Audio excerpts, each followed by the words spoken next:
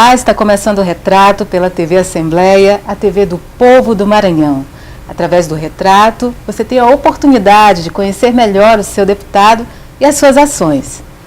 Conosco hoje, ele que faz aniversário em 30 de junho, é paraense estabelecido no Maranhão há 20 anos, graduou-se em matemática pela Universidade Estadual do Maranhão e também é empresário bem-sucedido.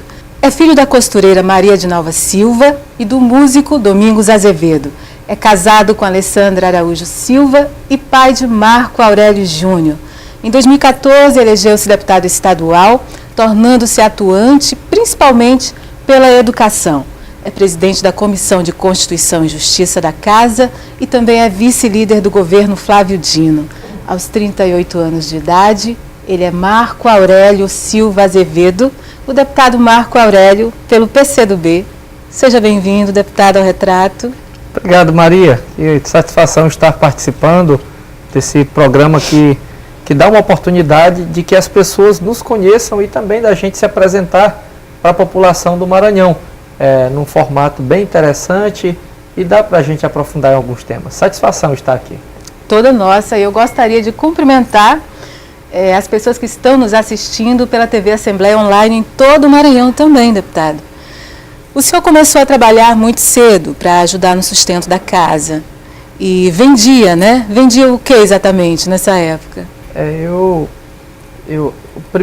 primeira atividade que eu tive de trabalho, lógico que os tempos eram diferentes, mas eu tinha na média de 7 anos de idade, 7, 8 anos, a minha mãe costureira, e nós tínhamos um abacateiro muito grande em casa, e eu morava à época com a minha mãe, com a família, em Conceição do Araguaia do Pará, onde eu nasci. E eu juntei alguns abacates numa bacia. Por iniciativa própria? Por iniciativa própria, e perguntei para minha mãe se ela deixava eu vender. E ela autorizou, e eu saí vendendo ali na rua de casa. E todos os dias eu juntava alguns abacates e ia vendendo para a vizinhança ali mais perto. Mais tarde, quando a gente mudou para São Félix do Xingu, já com 9 anos de idade mais ou menos, eu comecei a vender também geladim. Geladim.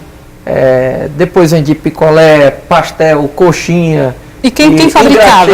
Quem fazia todos os produtos? Agora aí é um segredo que eu vou ter que revelar. Era eu mesmo quem fabricava, 9, 10, 11 anos de idade, mas na hora eu dizia que era a mãe que fazia, porque senão ninguém comprava. E com quem você aprendeu, deputado? Na verdade, nós fazíamos lá em casa para o consumo. Rapaz, deixa eu fazer um pouco aqui para ver se eu vendo. E ajudava a minha mãe. Era muito modesta a participação, mas era o que eu podia fazer naquele momento. Uma família de quantos irmãos? Nós somos 4 irmãos, e eu sou o mais novo de todos, somos 2 irmãos e 2 irmãs.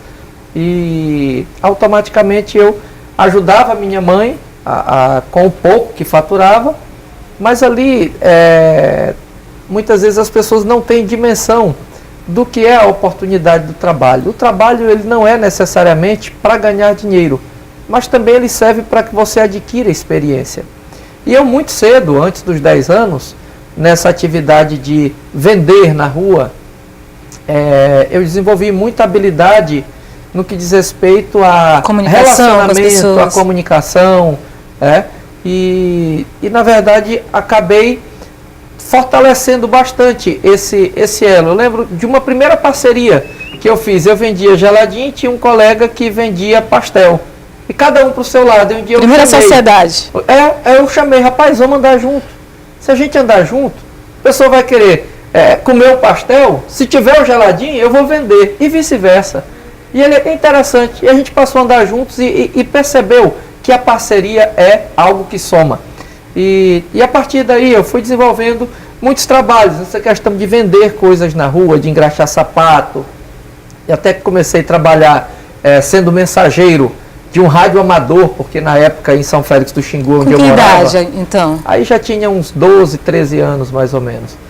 Trabalhei como mensageiro e depois passei a trabalhar mesmo operando rádio amador, que na época não tinha telefone fixo. E na região se utilizava muito da comunicação? Sim, naquela época tinha uma outra cidade, que era Tucumã, no Pará, que tinha telefone fixo e a gente ligava de rádio amador para adaptar a ligação para o telefone fixo, né?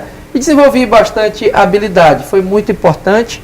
Aos 14 anos, nós fomos embora, minha mãe e meu pai se separaram, aí nós fomos embora para Goianésia do Pará, onde fiquei até os 17 anos, e depois dos 17 anos, eu fui seguir uma outra missão, onde fui para a Imperatriz, para fazer cursinho pré-vestibular. E aí já veio uma nova etapa da vida. Nessa época ainda, criança, trabalho, o estudo já era prioridade? Dava tempo? Para mim não, para mim não.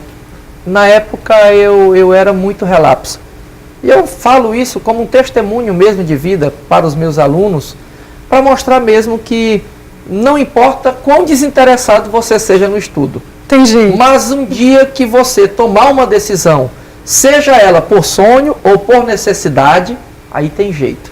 Eu, no caso, uma decisão que eu tomei, que me fez mesmo estudar, foi um dia que, aos 14, 15 anos de idade, em Goianésia do Pará, quando nós mudamos para lá, eu procurei emprego em todo lugar, naquela cidade, não consegui, estávamos passando muita dificuldade, fazia o primeiro ano do ensino médio, na época 2º grau, e procurei emprego nas serrarias, nas movelarias, procurei emprego... E também é uma atividade muito comum na região. Muito comum, sobretudo à época, e procurei emprego até de poseiro, que é o que carrega o pó de serragem, quando está serrando o piqui, dá uma coceira danada, mas não conseguia nada. E nós estávamos morando numa situação muito degradante, um ambiente muito pequeno, uma casa de madeira, coberta de cavaco, e era uma situação mais ou menos 1994, por aí, 94, 95, e uma dificuldade muito grande.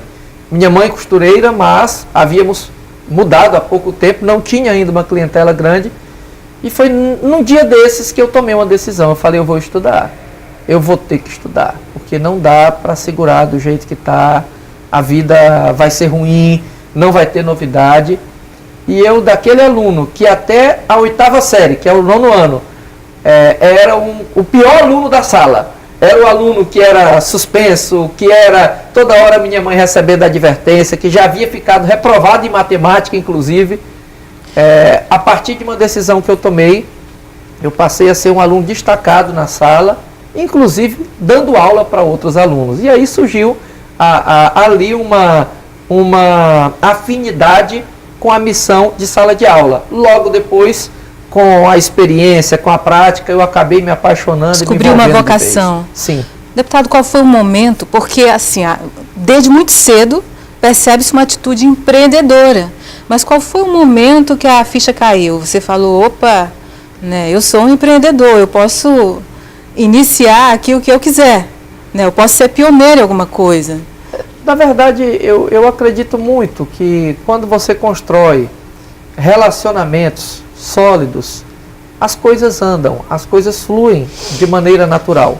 E desde criança, essa atividade de vender, eu tinha um sonho, e sonho de criança, que hoje é tão natural. Meu filho tem bicicleta, o filho de quase todo mundo que está assistindo pode ter uma bicicleta, da grande maioria das pessoas, mas eu tinha um sonho de possuir uma bicicleta. E por que seus olhos brilham quando você fala isso? É porque eu não consegui realizar ainda menino.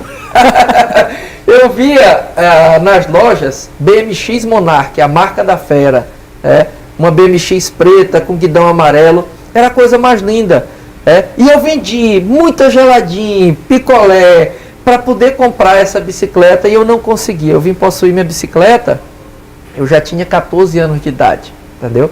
Mas assim, e me orgulho de dizer, eu comprei. Minha mãe não podia me dar essa bicicleta, mas se esforçava demais. E assim, o trabalho, ele dignifica. É lógico, estamos em tempos diferentes, hoje a criança não pode trabalhar, mas a mim, ela me deu um norte de vida. O trabalho e depois a educação. Quando eu passei a perceber que só o trabalho, sem agregar uma formação, sem agregar uma profissionalização, ele acaba não tendo muito valor para que você consiga avançar. Ou estacionando você em algum lugar na sua trajetória. Porque às vezes você até trabalha muito, mas não consegue realizar os seus propósitos, contribuir ainda cada vez mais forte. É preciso agregar com a educação. Então, do Pará, você chegou em Imperatriz do Maranhão. Que é a cidade dos sonhos. E realizou o sonho da universidade ali também? É a cidade que me deu tudo. Imperatriz é a cidade que eu sempre serei devedor. Cheguei em Imperatriz aos 17 anos, portanto há 20 anos, e eu cheguei com R$80 na carteira, que era para comprar um sapato, que o meu sapato estava furado. Minha mãe conseguia mandar R$50 por mês, o cursinho era 90. E eu comecei a dar aula de reforço. E nessa questão de dar aula de reforço, eu fui criando uma vez mais relacionamentos que foram me apresentando para outros alunos. Daí a pouco criei uma rede de alunos. Daí a pouco passei no vestibular, é lógico que é uma longa trajetória até aí. E ao entrar na universidade, eu pude ter uma perspectiva diferente e começamos um cursinho com 3 alunos, 2 eram bolsistas, desses 3, e começamos com muita fé, com muito trabalho, e até alcançarmos uma dimensão em que o cursinho cresceu, graças a Deus, e que, como consequência de um trabalho na formação de jovens, no preparo de jovens para o vestibular, para as universidades, para concursos públicos, para o IFMA, eu acabei sendo conhecido por várias gerações da cidade e que me trouxe à política. E aí foi que a vocação, né, se encontrou com o empreendedorismo, porque esse cursinho, ao qual ele se refere, era na minha rua, na rua que eu morava, na rua Hermes da Fonseca, lá em Imperatriz. Foi onde começamos. A sua história vai de encontro à história de muitos brasileiros que foram abraçados ali por aquela majestosa cidade. Eu costumo brincar que as ruas de Imperatriz são nomes de estados, né? Porque ela agrega... É a mistura. Né? Ela agrega sulista, sudeste, norte, né? Tem uma influência muito maior do Pará em diante do que do próprio Maranhão, do nosso Nordeste. E aí eu me tornei uma dessas alunas lá do Teorema, e eu era muito ruim de exata, sabe? E foi ali que eu precisava prestar um vestibular, e foi ali que eu venci, né? Que eu me superei nessa minha... Não era nem dificuldade, acho que era preguiça de exatas mesmo. E eu quero comentar um episódio, até um dia nós estávamos em aula, no cursinho, e em Imperatriz de vez em quando tinha aquelas ondas de violência, não é? E aconteceu um tiroteio na rua, era à noite, e hoje eu avalio a sua atitude como uma atitude muito heróica, porque imediatamente ele foi para a janela, viu que estava tendo tiroteio, mandou todo mundo para o chão, e a gente ficou lá embaixo das carteiras, e era uma casa antiga e de janelas baixas, então ele correu para a janela para fechar as janelas, para proteger os alunos. E nós ficamos ali um bom tempo, até que a polícia chegasse, a coisa apaziguasse, né? E ele despachou cada um, e como eu morava muito próximo, tinha uma amiga minha também, né, que era minha vizinha, ele nos acompanhou até em casa para ter certeza de que a gente estaria bem. E né, isso faz 15 anos, né? E era muito jovem, mas tinha uma maturidade muito grande também. É preciso cuidar das pessoas, você se envolver de verdade. Eu já estive em situações, eu não lembrava que você estava nesse episódio, né? Mas eu já estive em situações de separar briga de aluno estando aqui para querer acabar com o outro já, com algum tipo de ferramenta que iria dar danos sérios, físicos ao aluno, e eu entrando na briga, e o aluno, eu vou quebrar, eu não vai, e quem é que vai me impedir? Eu vou impedir. E na verdade você, quando está numa causa, tem que ser dedicação. O professor também exerce esse papel de conciliador, de mediador. Tem que ser, né? Muitas vezes é a ponte com a família, né? E uma coisa que mais me orgulha da experiência de sala de aula é que eu, de fato, participei de algumas histórias de alunos que não queriam nada com o estudo, e conversas sérias que tive com alguns alunos a partir do próprio testemunho, em algumas situações de eu chegar e falar assim com o aluno, filho, sente aqui, e dar aquela conversa assim de meia hora, e você saber assim, aqui é o tudo ou nada. Ou eu perco esse aluno e ele não vai nem querer me ver, ou então este aluno de fato vai ser resgatado hoje. E vários testemunhos já foram dados de alunos que conseguiram, que hoje estão formados, estão na universidade, daquele aluno que não queria nada, e eu olhava assim para mim e falava, esse sou eu, esse sou eu. Então é possível, eu acredito muito, quando a pessoa desperta, seja ela por sonho ou por necessidade, mas que é possível sim realizar um grande trabalho e ter a educação como pilar forte para realizar. Habilidade com empreendedorismo, habilidade com exatas, e agora a gente quer saber quando foi que o senhor descobriu que também tinha habilidade com a política. Mas essa resposta vai ficar para o próximo bloco, não saia daí.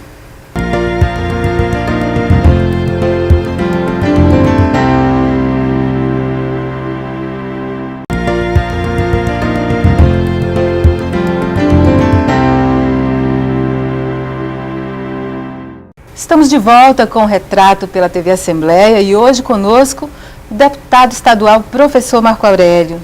E deputado, ele perguntava quando foi que o senhor descobriu que também tinha habilidade, tinha talentos para a política? Bom, na verdade, esse trabalho de sala de aula me permitiu conhecer e me envolver diretamente com a realidade de milhares de jovens. E automaticamente eu fui me tornando conhecido na cidade.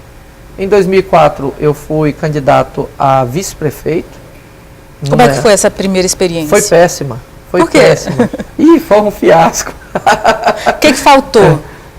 Eu estava numa candidatura que não deu certo, utilizou um procedimento de atacar muitos outros candidatos e eu não concordava com a linha e a candidatura acabou tendo um desfecho ruim. Tanto é que eu acabei renunciando cerca de 12 dias antes da eleição.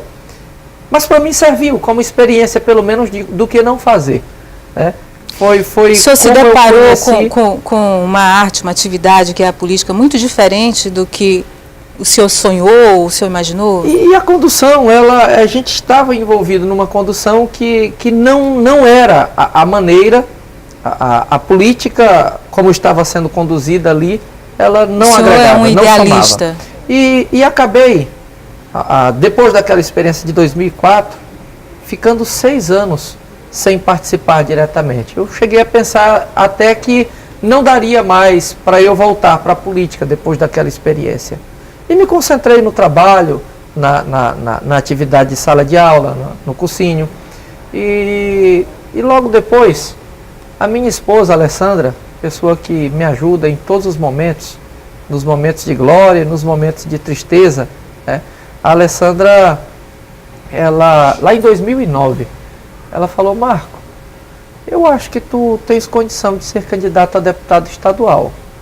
Tu é mesmo porque a Imperatriz viveu um longo tempo de escassez de representatividade no legislativo. É verdade, né? Tinha um vazio político. Ela falou, Marco, eu acho que tu tens condição de disputar para deputado estadual. Em 2010. 2009. Eu falei, Ale, não dá não, Ale. Eu não consigo ganhar nem para vereador. Ela, não, Marco. Estava desanimado mesmo. Eu tinha perdido o time da política. Ela falou, eu acho que dá, Marco. As pessoas te respeitam muito, as pessoas te conhecem. Não há quem não te conheça nessa cidade. E eu falei, mas como que eu vou fazer uma campanha lisa? Ela, leva as tuas ideias, rapaz. Leva as tuas ideias. Aí, alguns amigos mais próximos me estimularam também. Eu não acreditava. E eu disputei em 2010. Mas existia uma motivação, algo que te movia em direção... A educação sempre foi a causa. Né? E tanto é que eu sempre levo essa bandeira. E daqui da Assembleia eu sou destacado deputado que mais destina recursos para a educação. E já eu vou falar um pouco desse trabalho. E lá em 2009 eu disputei liso morto, maior dificuldade, mas tive narrar aqui uma história que foi muito marcante para mim. A primeira caminhada que fiz com um grupo político, juntei todo mundo voluntário, não tinha ninguém contratado, e juntamos um grupo político, nossos amigos. Fizemos uma caminhada lá do bairro Ayrton Senna, do Parque Ayrton Senna, até a Praça Ferro de Ingomar. E na Euclides da Cunha, Imperatriz, numa tarde de sábado. Eu consegui juntar umas 15 pessoas. Não tinha bandeira, o veículo que tinha era uma motinha, e eu chamei um amigo meu para pegar o microfone e ir gritando: vem passando o próximo deputado estadual e tal, e tal, e tal. Mas na hora de sair, ele pisou no cabo do microfone e o microfone quebrou. Então não tinha mais locutor, não tinha. Você estava um sinal para desistir de tudo. E não tinha bandeira, os amigos pregaram os cartazes em papelão e pregaram em um pedaço de madeira, numa ripa.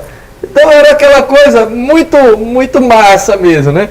E eu estava ali com umas 15, 20 pessoas, mais ou menos, 10, 15, 20 pessoas, e me sentindo forte, porque eu tinha reunido aquele exército. E lá no meio da caminhada, uma velhinha lá numa rua transversal, deu com a mão assim: vem cá, meu filho. E eu fui lá. E foi a primeira manifestação de voto espontânea que eu recebi.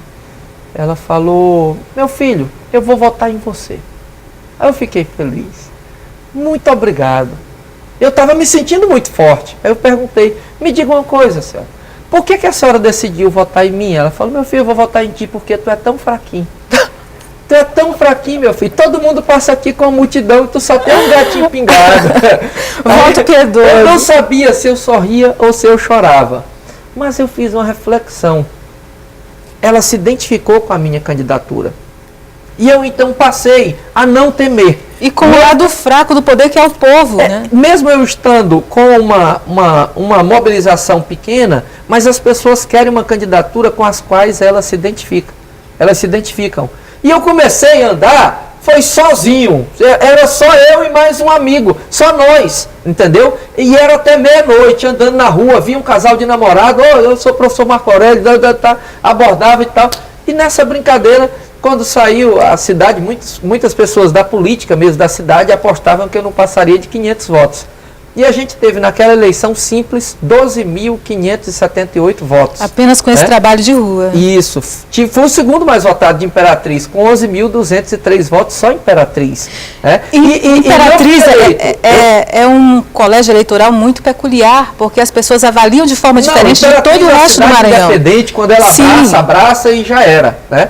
E eu não fui eleito naquela ocasião, mas fiquei o terceiro suplente na Assembleia, não cheguei a assumir naquela legislatura, mas foi uma oportunidade para eu mesmo acreditar que era possível.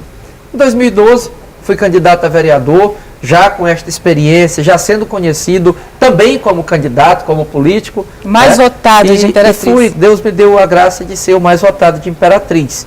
Foram 3.453 votos. E na Câmara de Vereadores, a gente fez um trabalho muito digno, muito sólido, e em 2014 disputei novamente, agora com a visão mais ampliada, com a visão de região, com uma vivência partidária muito forte, porque eu sou do PCdoB, me identifico de verdade, acredito nos ideais do partido e no propósito que o partido tem, sobretudo no Maranhão. Dessa forma, com essa identificação com o projeto da candidatura do governador Flávio Dino, nós fomos para as ruas em 2014, uma campanha simples. Fui o segundo deputado que menos gastou para estar aqui na Assembleia. Simples mesmo a campanha, pé no chão. E nós somos eleitos deputado estadual. Então, eu faço aqui uma reflexão, Maria, de onde a gente veio. Diferente de ter uma família estruturada, uma base política familiar. Alguém para preparar o caminho na frente. De repente, ser um jabuti que alguém chega e coloca lá em cima de uma árvore. Não, nós construímos com muita humildade, com muita fé, mas acima de tudo ao lado do povo. E essa trajetória nos trouxe hoje ao mandato que exercemos aqui na Assembleia Legislativa do Maranhão. Você acha que por ter, né, na sua identidade essa atitude empreendedora, se entende muito bem ali com a identidade da cidade de Imperatriz? Na verdade, Imperatriz, ela me forjou. Eu cheguei a Imperatriz já houve um momento na minha vida que eu havia perdido esperança mesmo, que não acreditava mais que dava para conseguir.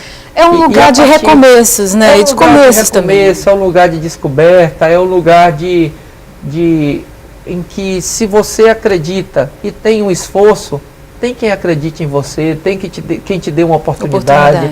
Tem quem te dê uma mão no momento de dificuldade. É uma cidade que ela é independente no que diz respeito ao pensamento, à forma de buscar um trabalho, mas é uma cidade de um povo muito solidário, povo muito humano. E foi essa cidade que me deu as oportunidades que hoje tenho, constituir minha família. Sou marido da Alessandra, sou pai do Júnior, sou conhecido demais na cidade, ando a pé em todos os cantos e tenho essa sintonia com a cidade. E aí o senhor chegou no plenário da casa, do seu primeiro pleito, e já assumiu lideranças importantes na Comissão de Constituição e Justiça, é vice-líder do governo. Como é que o senhor tem desenvolvido os seus mecanismos de trabalho nessas lideranças? Chegar aqui na Assembleia e garantir uma representatividade, porque tem muita gente que pensa que aquela tribuna que ali está, que é só chegar e falar daquela tribuna e as coisas vão acontecer. Se fosse assim, eu estava aqui, era todo santo dia. É mais difícil do que o senhor esperou? É mais difícil do que o senhor esperou? Não, pelo contrário. Como eu já estive na Câmara de Vereadores de Imperatriz por 2 anos e atuei na oposição, eu vi o que é estar no mandato e ter, de repente, muitas limitações de atribuição e, por estar na oposição, algumas barreiras a mais. E, de repente, eu vir para a Assembleia Legislativa do Maranhão representar o Estado, mas, sobretudo, a minha região tocantina, a minha cidade Imperatriz, e, de repente, estar aqui com total sintonia com o governo. Como é que se constrói uma política com resultados para a região? Não é só a tribuna, não é só chegar e fazer uma indicação, não é só fazer uma proposição, mas, acima de tudo, ter persistência. É chegar junto ao governador, junto aos secretários, todos os dias. Eu estou em audiência com 2, 3 secretários. Você continua vendendo o din-din, vendendo o pastel? Com a mesma percepção de insistir, né? Igual quando vendia geladinho, chegava aqui uma pessoa, pai, compra aí. Não, hoje não. Rapaz, compra aí, rapaz, tu paga amanhã. Então, quer dizer, é ter uma persistência. E eu sou muito, eu tenho muito esse perfil de itinerância, de estar percorrendo as secretarias, os órgãos do governo do Estado, e não ando atirando aqui em 50 causas ao mesmo tempo, só para falar, porque muitas vezes a pessoa recebe a reivindicação, fala da tribuna, a pessoa pensa, já vai resolver. Meu amigo, não é assim, Maria, você sabe muito bem. Então é essa persistência, é ter um foco, e assim a gente consegue lutar e tem conseguido muitas vitórias para a nossa região. O senhor nasceu em Conceição do Araguaia, uma cidade paraense que teve um papel muito importante durante a pior fase da ditadura. Dizem até que Che Guevara se refugiou ali por algum tempo. O senhor cresceu ouvindo essas histórias? Teve alguma influência nos ideais que o senhor busca e defende hoje? Não, eu saí muito pequeno de Conceição. Você acha que já está no sangue?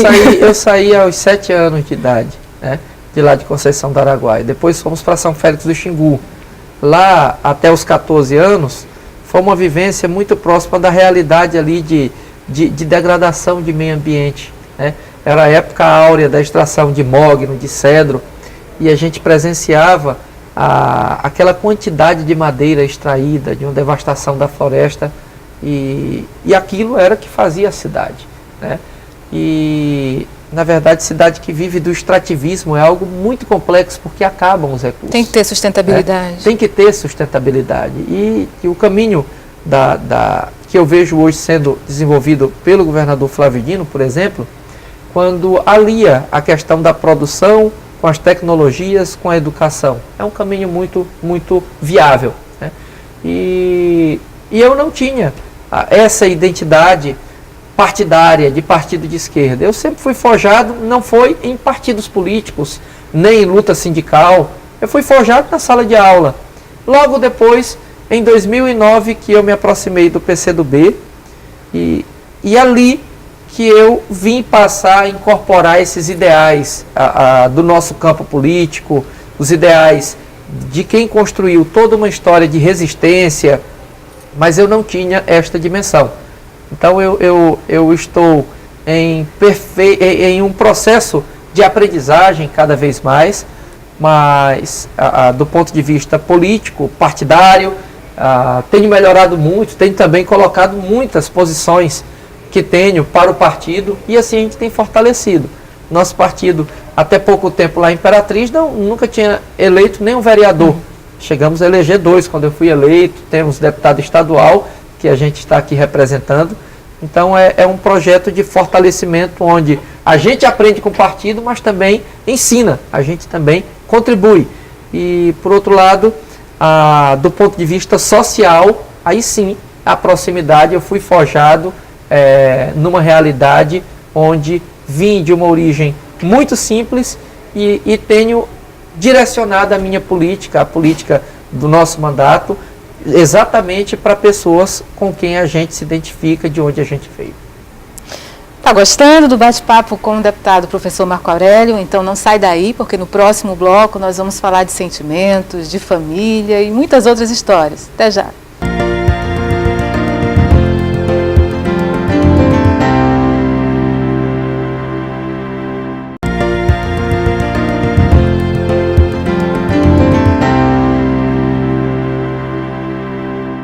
Estamos de volta com o Retrato pela TV Assembleia e hoje, aqui conosco, o deputado professor Marco Aurélio.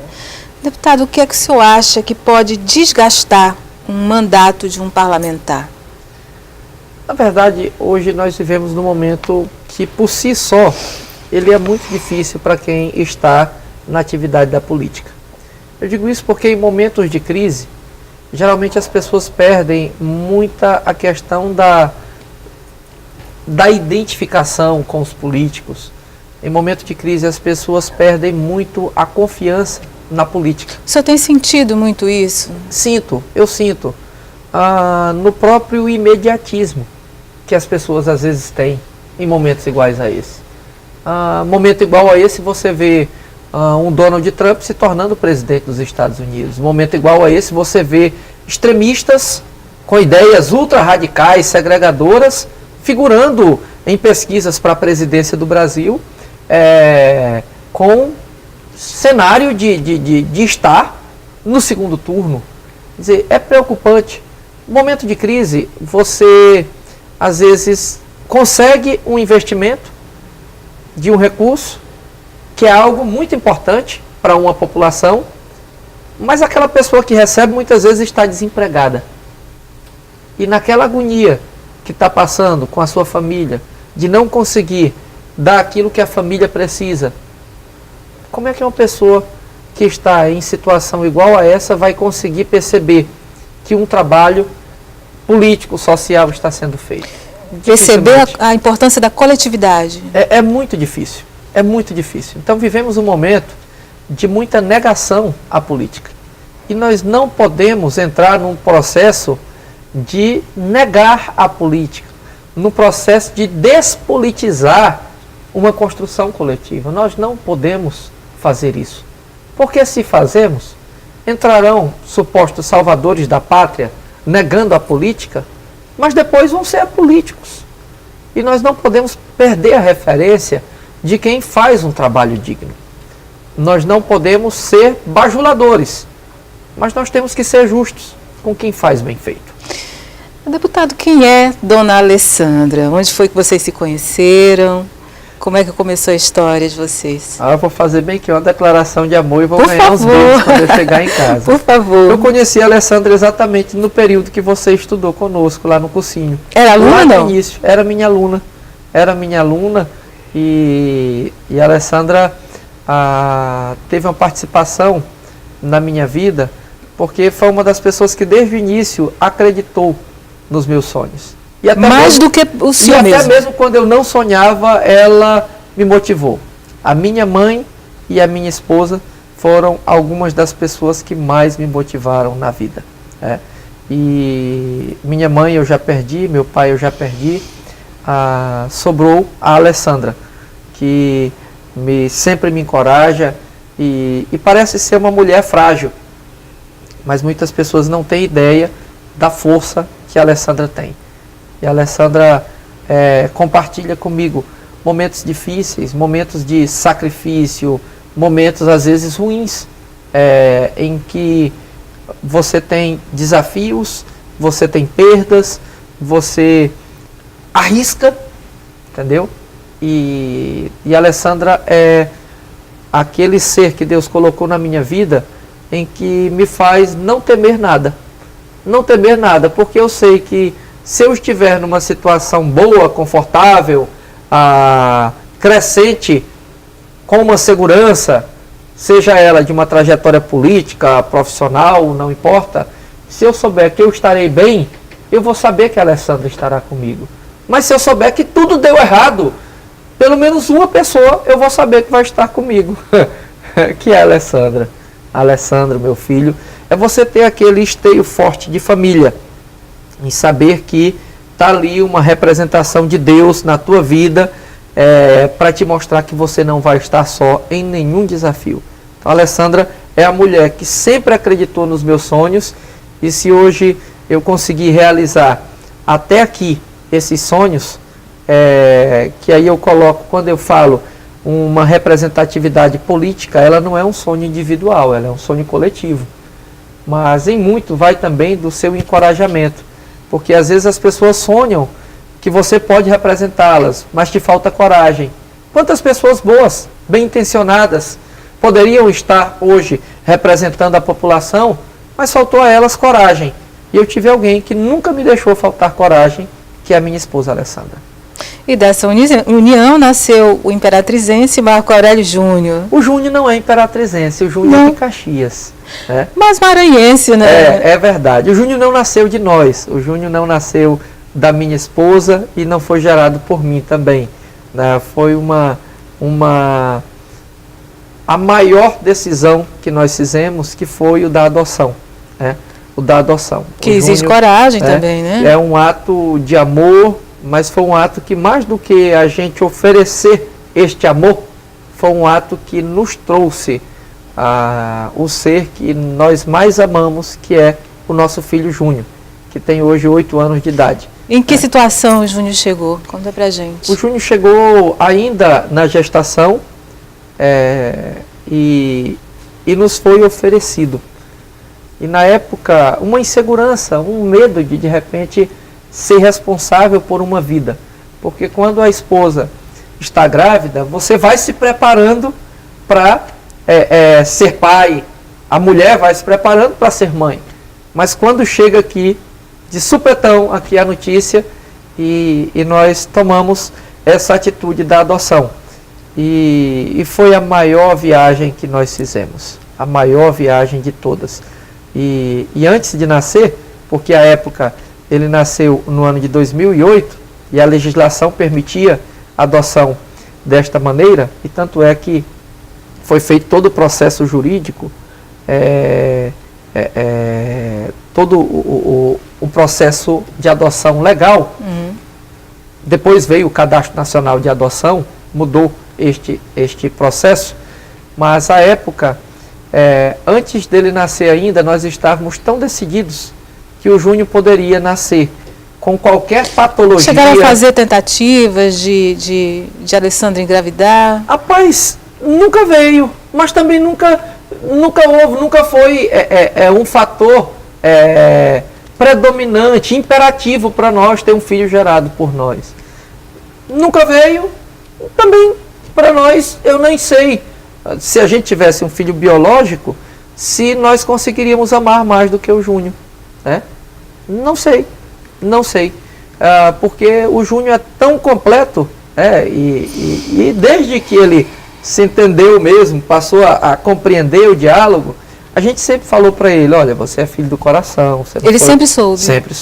Sempre soube, a gente tem total transparência, e eu me lembro que um dia, ele estava aqui na minha cacunda, e passou uma mulher grávida. E esta mulher grávida, ele falou: papai, aquela mulher tem um bebê dentro da barriga dela. Falei: é verdade. Ele falou: eu saí de dentro da barriga. Eu falei: foi. Ele falou: eu saí de dentro da barriga da mamãe Alessandra. Eu falei: não foi, você sabe. Aí ele: foi, eu: não foi, você sabe. Aí ele desceu: eu quero descer. Aí ele chegou e ficou aqui no meu braço. Eu falei: você sabe, filho, você é nosso filho do coração. Nós te amamos, mas você não nasceu da barriga da mamãe Alessandra. Ele falou: papai... Mas olha, isso não é algo só do Júnior. Aí ele falou assim: papai, eu quero te falar um segredo. Aí eu gelei. Falei... Ele tinha que idade? Tinha uns 4, 5 anos. Eu quero te falar um segredo. Aí eu gelei. Ele falei: o que é, filho? Aí eu me preparei. Ele falou: me dá uma balinha. Ou seja, esquece essa história. O Maranhão foi muito generoso com o senhor. É muito generoso com o senhor, né? É. O senhor tem esse sentimento de gratidão? Eu tenho. Eu tenho sentimento de gratidão. Deus consegue fazer com que as coisas aconteçam e coloca rumos nas nossas vidas que às vezes não é nem os que a gente espera. Por exemplo, eu nunca imaginei que eu seria professor e acabei indo para a educação no primeiro momento por necessidade, porque era onde eu conseguia trabalho. Depois, vocação. Me apaixonei, me identifico de verdade. Quando eu fiz o vestibular para matemática na UEMA, em Imperatriz, eu fiz também na UFPA para matemática. E na época eu passei para a UEMA em matemática e não passei na UFPA. E eu fiquei muito triste. Eu queria passar para matemática. Tinha um propósito no Maranhão, né? Eu queria passar na UFPA e não passei lá. E Deus construiu um caminho que, se eu tivesse ido para a UFPA, talvez eu não tivesse me destacado. E acabei aqui no Maranhão conseguindo todo esse presente. O presente de construir um trabalho em que você é reconhecido, um presente de ajudar a construir sonhos com milhares de jovens. E hoje, onde eu vou, em qualquer lugar do estado, tem gente que eu já tive a satisfação de dar aula, e não em uma perspectiva pessoal, mas de onde eu vim. Eu nunca imaginei que um dia eu chegaria à Assembleia Legislativa do Maranhão. De ajudar poder impactar a vida de tanta gente. Uma sociedade e deste trabalho poder melhorar as vidas das pessoas. Então é algo que a gente tem a certeza de que Deus construiu todas essas escolhas. Deus foi preparando o caminho, mas abaixo de Deus eu coloco a essa generosidade do povo do Maranhão, sobretudo do povo da minha região tocantina. Um povo que abraça, um povo que acolhe, um povo que confia, um povo que espera, mas também que cobra e que eu quero sempre... Que não engole qualquer discurso, né? Não. O povo sabe diferenciar. Eu digo que é a população mais politizada. Sim. Mais politizada está lá. Uma população crítica, uma população que exige, uma população que eu coloco, por exemplo, em período de eleição, tem gente que chega assim e simplesmente me dá aqui teu número. Me dá aqui teu número. Não fala: eu vou votar em ti, depois eu quero isso. Não, me dá teu número. Vou votar em você. Como se fosse assim: vou te colocar, se tu não der conta eu te tiro. Entendeu? Um povo muito independente. E o senhor aprecia a música maranhense? Aprecio. Aprecio demais a música regional, grandes artistas do nosso estado. Imperatriz, em si, ela não tem esse traço cultural tão específico, porque ela é uma mistura de todas as influências que tem, de gente de todos os lugares do Brasil, né? E aqui São Luís tem essa... Tem muita influência do Pará também. Tem também, né? Aqui em São Luís eu vejo uma construção de uma identidade cultural, até mesmo por incentivo dos governos, né? E tem um traço cultural muito forte, né? E lá em Imperatriz nós estamos procurando fortalecer essa identidade. Como prova disso, eu destinei agora uma emenda para a construção do Museu Histórico de Imperatriz, que não tem. E tem uma história muito bonita, Imperatriz. Tem uma história bonita, tem uma trajetória de desbravadores, Sim. de famílias que construíram, de momentos difíceis, né? Mas de uma superação de um povo que conseguiu fazer com que a cidade crescesse, se desenvolvesse, chegasse ao patamar de ser hoje a segunda capital do estado. E vencer as distâncias, vencer a má fama, vencer a violência que perseguiu a cidade durante tantos anos. Muita discriminação política que teve por muito tempo, né? Muito descaso, muito abandono. E a cidade é tão forte que até mesmo se governos não a ajudarem, a cidade vai tocando para frente, né? Mas hoje tem uma parceria muito forte com o governo do estado que tem ajudado muito a nossa cidade. Pra você ter uma ideia, a rede de saúde de Imperatriz, ela em pouco tempo, em função das ações do governo do estado e de novas especialidades que estão sendo implantadas, será talvez melhor do que a rede de saúde de São Luís, a rede de saúde pública. E isso é muito bom, porque acaba descentralizando. E é uma área muito pioneira também na região, é a área da saúde. É verdade, é verdade. E sempre teve esse destaque. Sempre teve. E é um centro de convergência. Tornou uma cidade universitária. É um polo universitário. Então, Imperatriz é essa grandeza, Imperatriz é essa cidade que acolhe a todos. Com certeza. Deputado, o senhor falou que nunca imaginou em chegar ao plenário da casa. O que isso significa para você? Significa que todo dia eu tenho que fazer muito. Significa que todo dia eu tenho que valorizar esta oportunidade de estar aqui e nunca descansar, e nunca pensar que, eu estou aqui por mérito meu. Isso não existe. Isso não existe. É sempre você se colocar numa posição de ser devedor e de ter que dar resultados. Eu me cobro muito. Eu sou muito exigente comigo mesmo. Deputado, eu quero agradecer a sua presença aqui no Retrato, e a gente observa que a vida nos traz surpresas, né, que são inimagináveis, né? Há 15 anos eu fui sua aluna, e esse encontro aqui é um encontro que nós não poderíamos agendar, né? A própria vida, né, o próprio Deus que o senhor se referiu, agendou.